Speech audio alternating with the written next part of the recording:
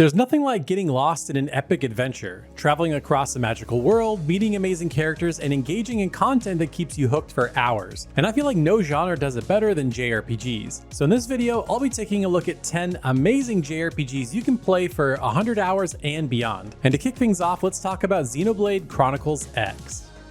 Now, Xenoblade Chronicles X might have the biggest game world you can explore in any JRPG, maybe ever. There's an absolutely massive alien planet that you crash on that humanity now calls home. You explore to learn more about it, not only on foot, but with your massive robots called Skells. As you explore the planet, you'll be planting these different probes to uncover more of the map. There's seemingly an endless amount of side quests to collect items or hunt monsters. There's tons of super bosses that you can't even really take on until later in the game, and tons of areas you can't even reach on foot and you need to fly to with your Skells. Not to mention there's just tons of core story. The main campaign alone is like 60 to 80 hours, and they added even more in the definitive edition, including an all-new epilogue. And like I mentioned before, there's tons of side content to engage in. You can customize your Skell and characters to the nth degree, and you can get lost in that for dozens of hours alone. Now, I beat the Wii U version and that took me around 80 hours, but there is so much more content that I didn't complete, plus the aforementioned epilogue in the new definitive version. And the Switch 2 version looks even better with higher frame rates and better visuals. So if you're looking for something to get lost into with your shiny new Switch 2, this is probably a great choice to go with.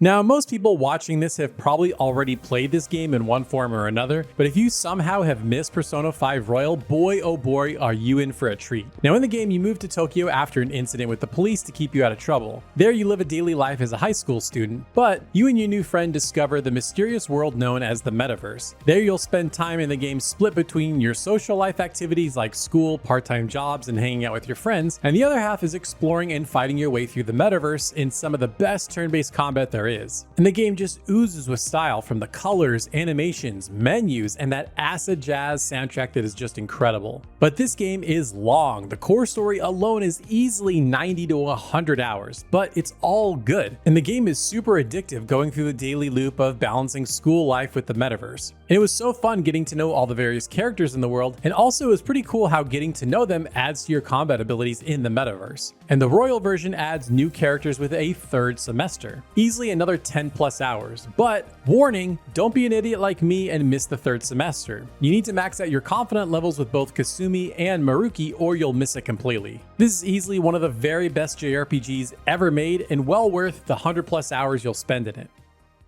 The Octopath Traveler series is easily my favorite new JRPG franchise in the last decade or so. I love its HD 2D visuals, incredible turn-based combat, and character-focused stories. But with Octopath Traveler 0, it flips that all on its head. It still has awesome visuals and that same great turn-based combat, but in the combat, you now have a 8-character party. You'll have sort of a front line and back line where you can swap between them on the fly, and instead of 8 different character stories, you have the same core characters, but there are now 3 different villain-focused stories.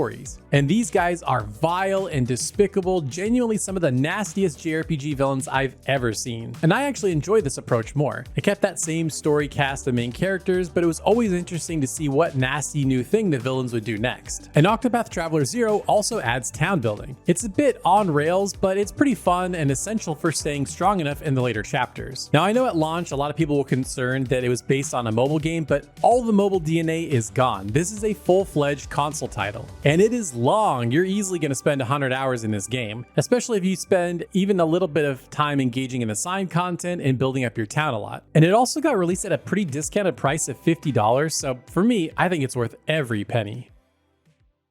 You want to talk about a good old classic JRPG adventure? Then look no further than Dragon Quest XI's. It's a classic adventure of being the chosen one, collecting MacGuffins and exploring the world, but it's all done so beautifully. The S version allows you to speed up the turn-based combat to make it a little bit more manageable. It adds an orchestral score, and the world itself is just gorgeous with diverse towns to explore. And there's always something cool to find. I loved exploring every nook and cranny every time I got to a new town. And it's got a super fun cast of characters, and you get to spend lots of time with each one getting to know them before they get added to the party. And honestly, this might be one of my favorite casts in any JRPG ever. And you want to talk about long? This game is long, and it's almost 2 games in one. You think it's over, but then there's a whole nother game waiting for you in the epilogue, but really it's just the rest of the game. And this game is filled with side content, lots of side quests, lots of super weapons to craft. There's the casino where you could spend lots of time, and the S version also allows you to marry different characters at the end of the game. So if you do everything this game has to offer, you're probably looking at close to 150 hours.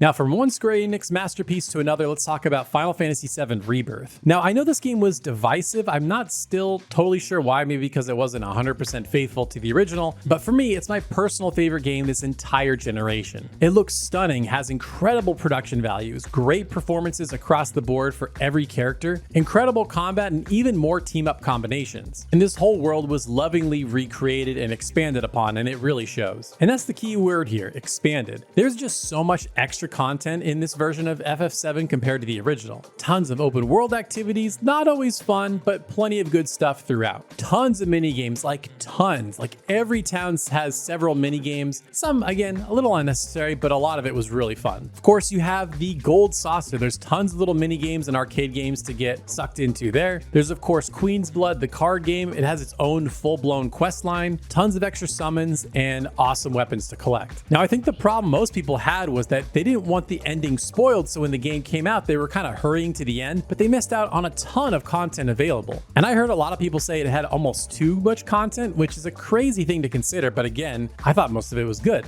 Now, it took me around 80 hours to finish the game, but again, I was one of those people that just kind of wanted to rush to the end as I was getting closer to the end, and I never got close to finishing everything this game has to offer. So if you're looking for an excellent action RPG, you gotta play Rebirth. It's amazing. And now the last Square Enix game on this list, I swear, and that's Romancing Saga 2: Revenge of the Seven. This is a remake of a super unique JRPG. In the game, it's sort of a lineage system where you start out as a character that's a prince, and you'll slowly build up your kingdom, and you pass down your kingdom and your abilities to an heir. Essentially, at certain story points, you're forced to have someone else inherit everything that you've been building, and you are selecting different characters. But it also has a super fun turn-based combat system, and you kind of build your own story. No two playthroughs are ever the same. There's different key story choices throughout the game. You'll recruit different party members depending on the choices you make, and you can also build up your kingdom in different ways by building different structures. And the remake itself really smoothed out the experience. The visuals look stunning, the combat system has been updated, it streamlined quest objectives because some of them were previously pretty cryptic, and overall there's just so many nice quality of life updates. Now, a single playthrough is probably around 40 to 50 hours depending on how much you want to take your time with it, but again, there are a ton of different story paths and you can't do all of them in one playthrough, so it's worth replaying the game a couple of times or at least once to see how the story changes. So if you do that, you're easily pushing 100 hours to see everything the game has to offer. This is definitely one of Square's most underrated recent releases, definitely worth checking out, and that's coming from someone who is a notorious Saga hater, so you know it's good when I'm recommending it.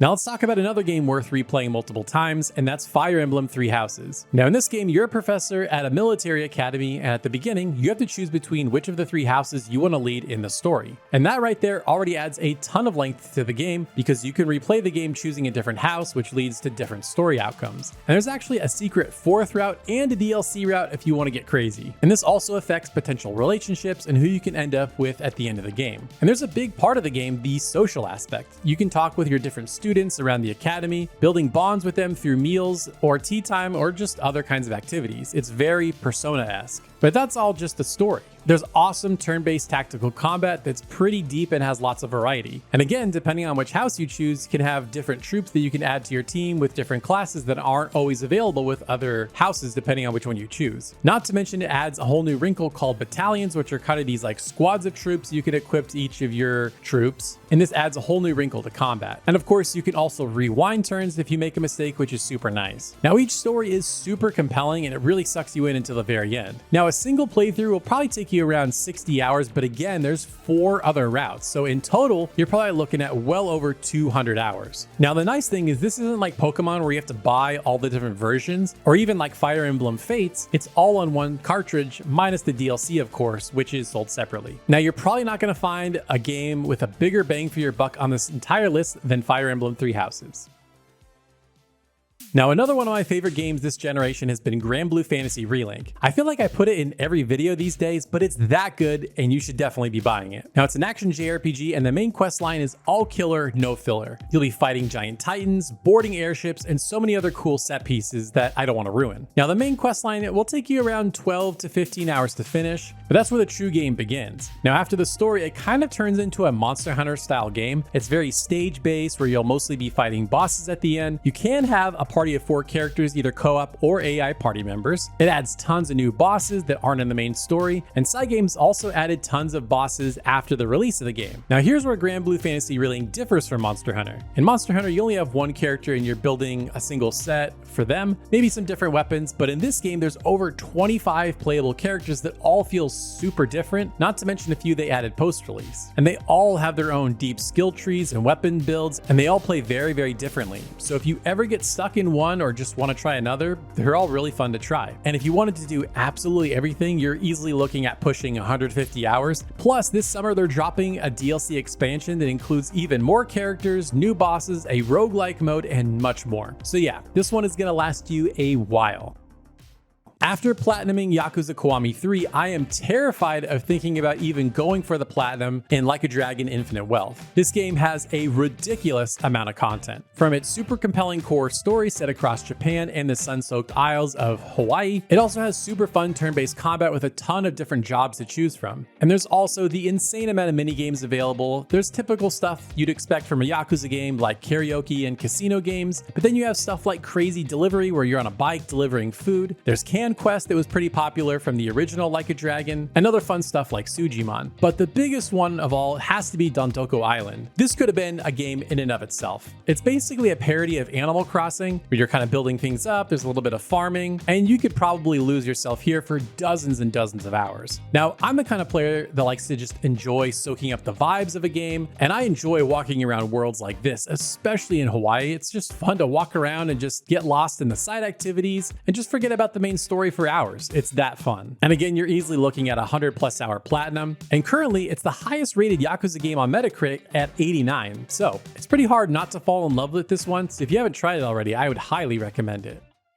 Now, I wanted to cap this list off with a newer game, and that would be Monster Hunter Stories 3. Now, if you've never played a Monster Hunter Stories game, you are in for a treat here. It's the biggest game by far. You don't have to play the other 2 games. It's got a brand new story, and it has an insane leap in production value. Now, it's not an action hunting game like you might expect from the original Monster Hunter games, but it's more about exploration and turn-based combat where you're collecting the different monsters in the world. So essentially the way it works, you're walking around, you're exploring, you encounter a monster in the wild. And then in combat, you have your own monstie that they call it on your team, and then you also have one ally and their monster that they fight with. And here it's sort of a rock, paper, scissors like battle system, but it's not that simple. I hear people saying it's simplistic and kind of lame, but there's a lot more to it. You have to take into account elemental weaknesses. You have weapons that you can swap out on the fly, as well as different monsters that you can swap out on the fly. And of course, there's tons of monsters to collect. So if you're into collecting every single one, that's going to take you a lot of time. Now, getting them is not like Pokemon where you like throw a ball at them to catch them. Here, you have to go inside a monster den and steal an egg and escape before they attack you. Then you can hatch those eggs back at your base and you can fight with them, level them up, give them more skills. But there are some elements from the core Monster Hunter game that I think those types of players would enjoy. As you're fighting monsters, you'll get their parts and you can use them to build weapons and gear. However, the one thing I really enjoy about this game is you can just build full gear sets. You don't have to build separate pieces like a helmet and a chest piece and stuff like that. It's really convenient. Now, if you wanted to hatch every monster, build all the gear, and complete the beefy story, again, I think you're easily looking at 100+ hours. Now, if you're not sure if this game's for you, there's a pretty lengthy demo that you can try for free, so I would definitely go check that out if you haven't already. Now, these were some amazing long JRPGs, but to see JRPGs with the best replay value, watch this video next.